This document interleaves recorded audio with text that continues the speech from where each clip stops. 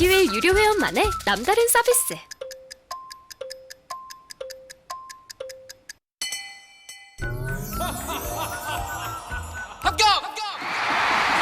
합격하고 돈도 받는 혜택.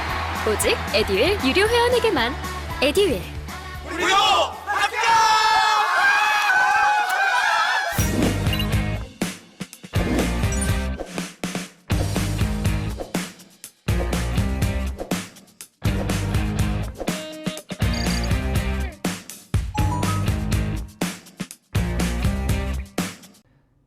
자, 여러분 두 번째 시간입니다. 자, 이번 시간에는 또 정치 기사가 좀 이어지는데 이게 대통령 내년 연봉이 2억 3,800만 원. 와, 개부럽 뭐 이럴 수도 있겠지만 여러분 이거 한번 봐보세요. 이거를 제가 들고 온 것은 무슨 막 이런 거 대통령 연봉이 얼마다 뭐 무슨 그런 걸 가지고 만내 정내 이러려고 하는 게 아니라 이제 공무원 임금 구조가 어떻게 돼 있나 이거를 좀 보는 거예요. 자, 여러분 있잖아요. 공무원의 보수다 이렇게 했을 때는 공무원의 보수는 일단 말이에요. 어떤 것들을 감안해 봐야 되냐면 기본적으로 공무원의 보수는 이런 게 가만히 돼야 돼요. 이제 밑으로는 하한선으로서 생계비를 고려를 해야 돼요. 적어도 생계비 수준은 넘어야 될 거 아니에요. 그리고 또 공무원의 보수는 위로는 또 뭐냐면은요. 정부가 이제 감당할 수 있는 능력, 정부의 이제 지불 능력을 보는 겁니다. 지불 능력, 정부의 지불 능력을 감안해 봐야 돼요.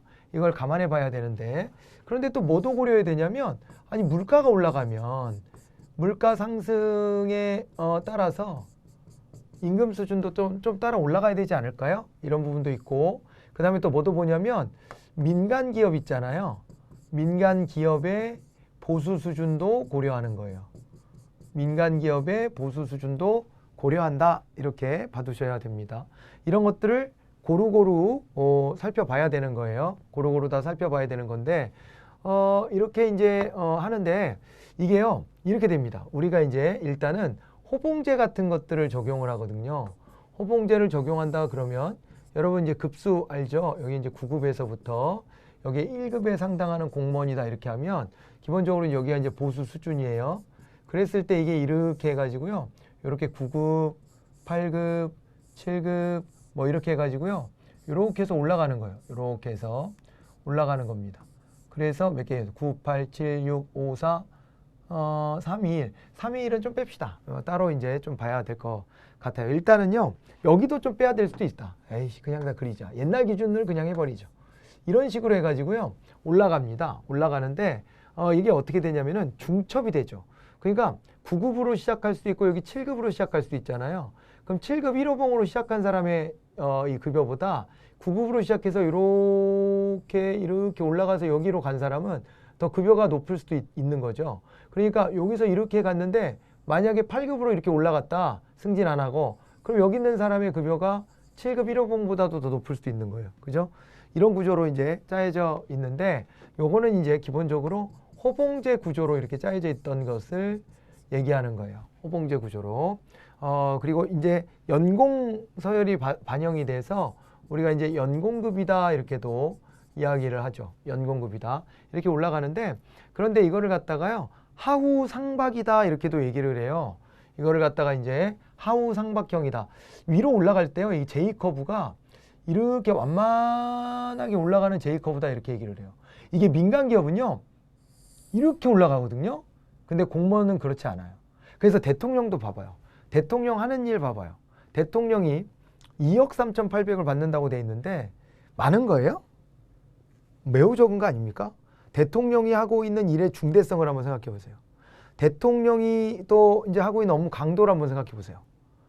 민간 기업에서 저 정도 일을 하는 자리가 있을지도 모르겠지만 민간 기업에서 저 정도 일을 하면은 좀 수십억은 그냥 받지 않을까요?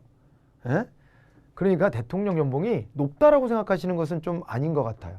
그거는 이 청년 세대가 자신의 기준에서 이렇게 봤을 때 야, 저 정도는 많다 이럴지도 모르는데 근데 이제 사실 따지고 보면은 대통령이 하는 일의 난이도나 책임도 이런 것들에 비춰보면 매우 적은 편이다. 공무원은 공직의 봉사 동기도 좀 필요한 부분 아닙니까? 그러다 보니까 임금 수준이 이게 특히 고위직으로 가면 별로 높은 편이 아니에요. 그런데다가 지금은 안전빵으로 급여를 다 보장해 주지도 않아요. 그러니까 무슨 말을 하려고 하는 거냐면 가만히 있으면 월급이 올라가고 이런 구조도 아니에요. 고위직은. 그렇게 바뀌었어요. 그래서 여기다가 연봉제를 좀 도입을 했거든요. 연봉제가 도입됐다 이 말이에요. 연봉제가 도입됐다. 그래서 연봉제가 우리나라에서 하는 연봉제가 고위직을 대상으로 하는데 크게 이제 세 가지 종류가 있습니다. 이게 고정급적 연봉제가 있고요. 고정급적 연봉제 라고 하는 게 있는데 액수가 딱 정해져 있는 건데요. 대통령도 여기에 해당이 돼요. 그래서 여기는 정무직 공무원들이 여기에 들어간다 이렇게 보시면 돼요. 정치적으로 임용되는 사람, 선거를 통해서 당선된 경우나 아니면은 또 아까 앞에 시간에 우리가 봤던 것처럼 그 대통령 임명할 때 국회 임명 동의를 거쳐야 되는 사람들, 이런 사람들이나 아니면은 또 누가 있냐면은요, 장차관 같이 이제 중요한 의사결정 라인에 있는 사람들, 이런 사람들이 이제 정무직이라고 불리는 건데, 이런 사람들은 고정급적 연봉제를 하고 있습니다. 연봉제를 하고 있는데 고정급이에요. 액수가 정해져 있다. 이렇게 보시고요. 그 다음에 또 뭐가 있냐면요, 직무성과 연봉제라고 하는 게 있어요. 직무성과 연봉제라고 하는 게 있는데, 직무성과 연봉제는요, 고위공무원단 제도라는 게 있거든요.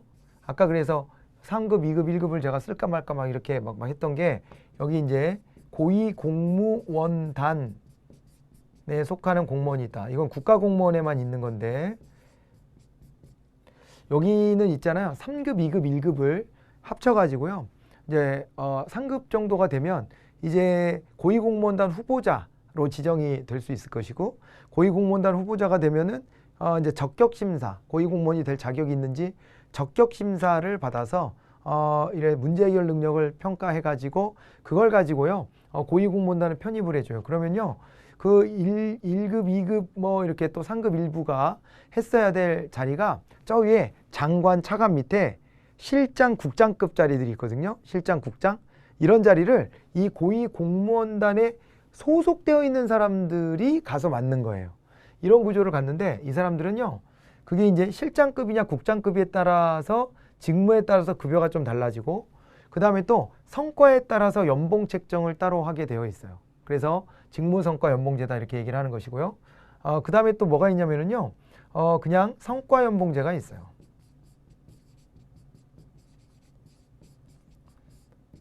성과 연봉제가 있는데, 여기 이제 과장급 직위에 해당되는 사람들 있잖아요.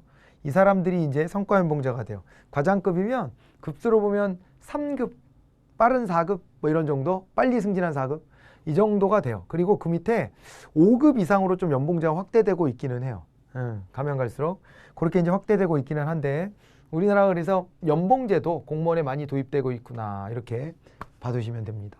자, 그래서 대통령을 비롯한 공무원의 보수는 매년 대통령령인 공무원 보수 규정과 공무원 수당 규정을 개정해서 결정을 합니다.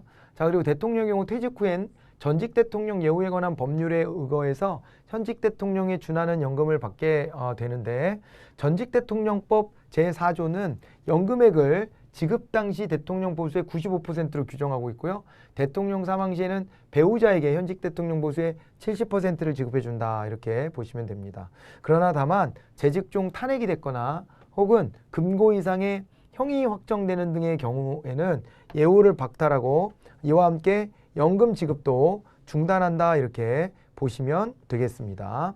자, 그래서 뭐 지금 우리 전직 대통령들은 그러네요. 전직 대통령 살아계신 분들이 요 이제 대상이 되는 분이 좀 살아계신 분 중에는 안 계시네. 안 계시네요. 그죠? 안 계시네. 이렇게 되어 있는 상태네요. 전직 대통령 중에. 그죠? 자, 이제 이거 좀 비극적이네요. 비극적인데 앞으로는 좀 이렇게 이런 문제 생기지 않고 좀 정상적으로 잘 좀 돌아갔으면 좋겠습니다. 그죠? 전직 대통령들이 존경도 좀 잘 받고 이렇게 해서 남은 여생에도 국가를 위해서 많이 또 봉사할 수 있는 기회들을 또 이제 가지고 현직에서 물러났더라도 이런 이제 경우들이 많이 생겼으면 좋겠네요. 자, 이제 이렇고 그 다음에요. 자, 공무원의 봉급 체계, 요거 아까 말씀드렸던 부분이에요. 호봉제, 연봉제로 구분되는데 연봉제는 고정급적 연봉제, 성과급적 연봉제, 직무성과급 연봉제가 있다. 이렇게 되어 있고 호봉제는 호봉에 따라 봉급이 지급되는 제도이고 공무원의 경우 매년 정기 승급을 통해서 그러니까 승급은 뭐냐면요. 수직으로 이제 올라가는 건데 이게 어떻게 되냐면은 정기 승급이다 그러면 승진은 계급이 올라가는 거예요. 즉 아까 말했던 급수 있죠. 급수가 올라가는 거예요. 급수가 내가 7급 공무원에서 6급 공무원이 됐어요. 이러면 이제 그거는 승진한 것이거든요. 근데 승급은요. 그 급수는 안 바뀌었는데 호봉이 쌓이는 거예요. 이걸 이제 승급한다고 합니다. 이렇게 되어 있고요. 그 다음에 연봉이 고정되어 있는 고정급적 연봉제는 차관급 이상 정무직 공무원 대상이고 성과급적 연봉제는 일반직, 별정직 등 1에서 5급 상당 공무원이다 이렇게 돼 있죠. 아까 이제 5급 공무원까지 이렇게 확대되고 있다 그랬잖아요. 그리고 임기제 공무원도 여기에 들어올 수 있어요. 여기에 해당이 되면. 그리고 직무성과급적 연봉제는 고위공무원단에 적용되고 있다 이렇게 봐두시면 됩니다. 자 이렇게 하고요. 자 소호상공인 등 3,024명이 이제 특사가 됐대요. 이거는 뭐냐면요. 대통령의 권한 중 대통령의 이제 권한, 지위와 권한 이렇게 하면요. 기본적으로 이게 어떻게 나눠지냐면 대통령의 지위와 권한 했을 때 대통령이 국가 원수로서의 지위와 권한을 갖는 게 있고요.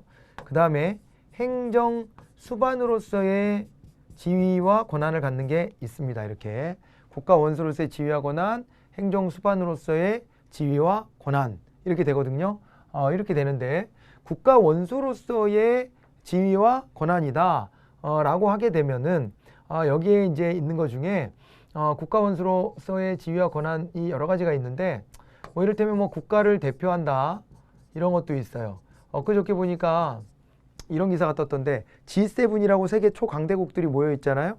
근데 G7에서 문재인 대통령한테 전화해가지고 G7에 정식 초청을 할 테니 참석해달라.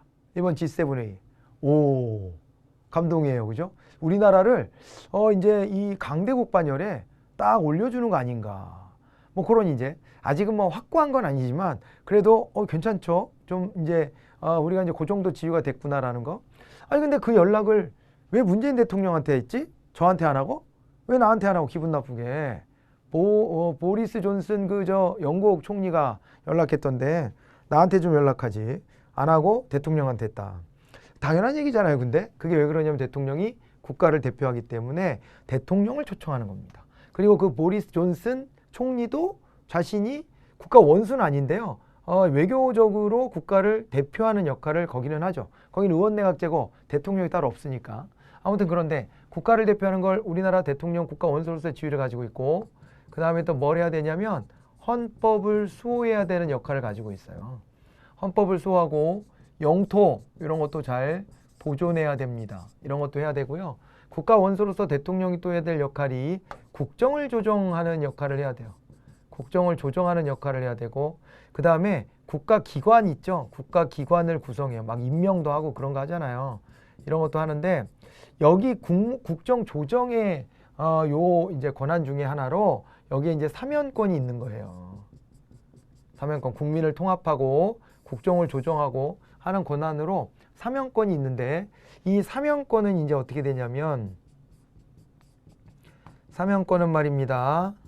두 개가 있습니다. 이게 사면제도가 대통령 특별 사면이 있고 그 다음에 대통령의 일반 사면이 있는 거예요.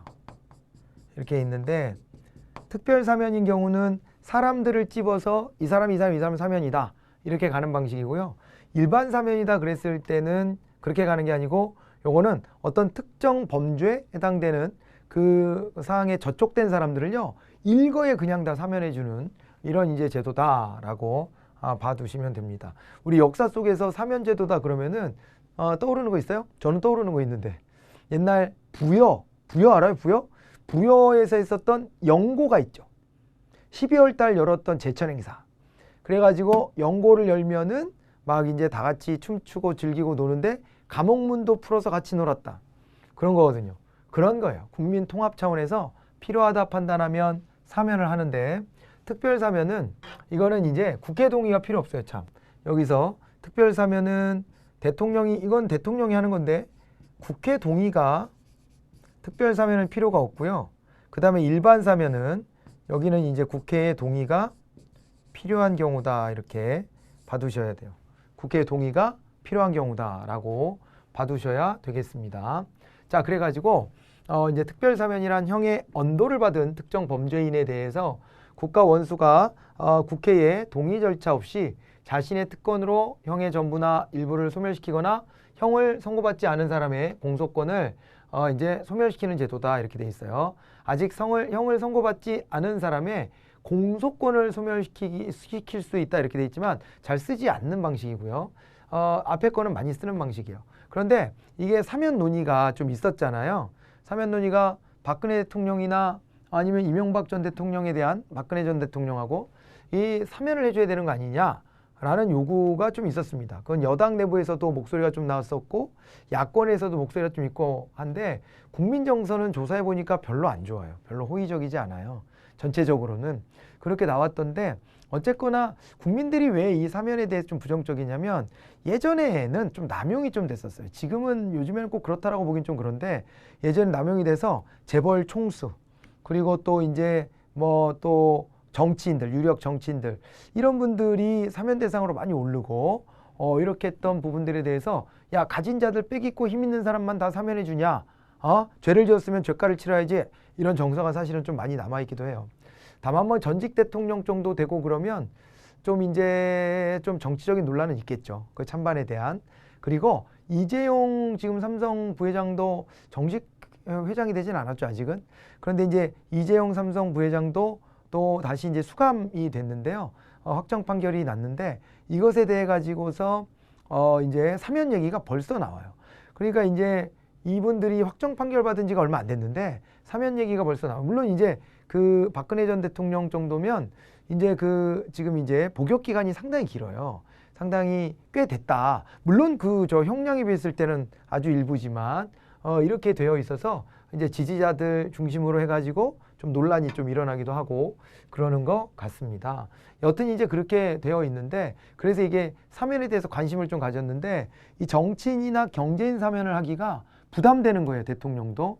그래서 이제 이렇게 정치인 선거사범은 제외하고 경제인 중에서도 소상공인 같은 경우 이런 사람들을 특사 대상으로 넣었다 이렇게 되어 있어요. 자, 그리고 일반 사면은 범죄 종류를 지정하여 이에 해당하는 모든 범죄인에 대해서 형의 선고 효과를 전부 소멸시키거나 선고를 받지 아니한 자에 대한 공소권을 소멸시키는 것인데 이것은 국회 동의를 거쳐야 한다 이렇게까지 봐두셔야 되겠습니다. 자, 이렇게 해가지고 우리가 이제 정치행정 관련된 것들을 좀 살펴봤습니다. 여기까지 보시고 다음 시간에는 이제 우리 경제 파트로 넘어가 보도록 할까요? 예, 다음 시간에 뵙겠습니다.